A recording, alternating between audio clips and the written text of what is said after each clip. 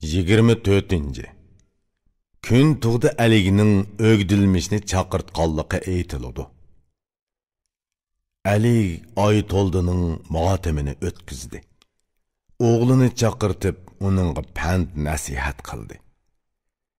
Aytdi: "Ey o'g'il, ortiq g'am qilma. G'am qayg'u kessa, oxirida shod xo'ramlik keladi. Bu qayg'u yolg'iz sangali kelmadi. Manga cheksiz qayg'u hasrat keldi. Ruhingni tushirma, o'zingni ovut, manga yaqin bo'l va xizmatimni qil. Otang o'lgan bo'lsa, men sana ota.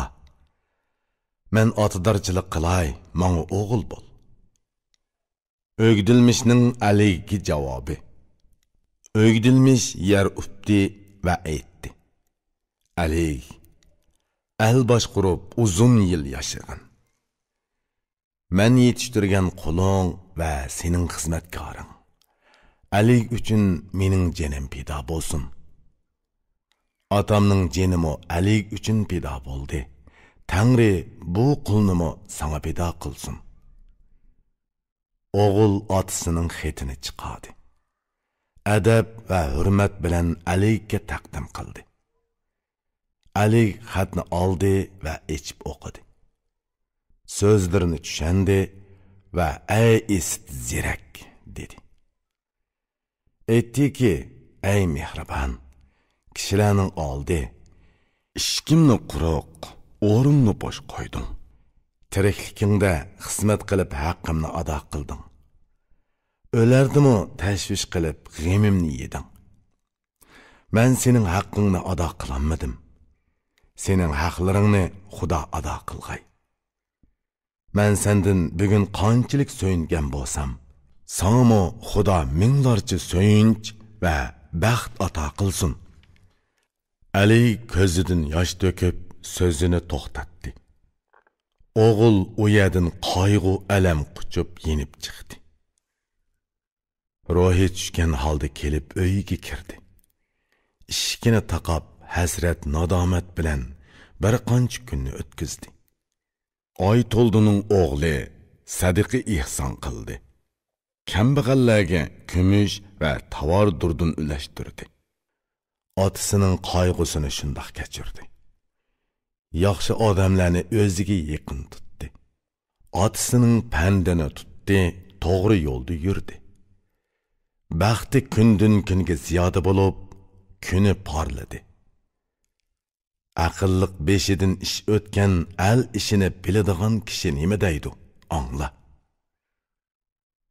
Ota pandini sen bakmi ching tut. Kuning qutluk bo'lg'ay va kunlaring halovatlik o'tkay. Ota-onangni xush qilib, ularga xizmat qil. Bu xizmating badaliga tuman ming foyda kelgay. Aligmu shundan beri g'ayratga keldi. Kundan kunga to'g'ri qonunlarni tuzib bordi. Xalq beyidi ham al ishi yurishdi. Aliga xalqi duo qildi. Ali bir kuni yolg'iz o'zi o'ltiratdi.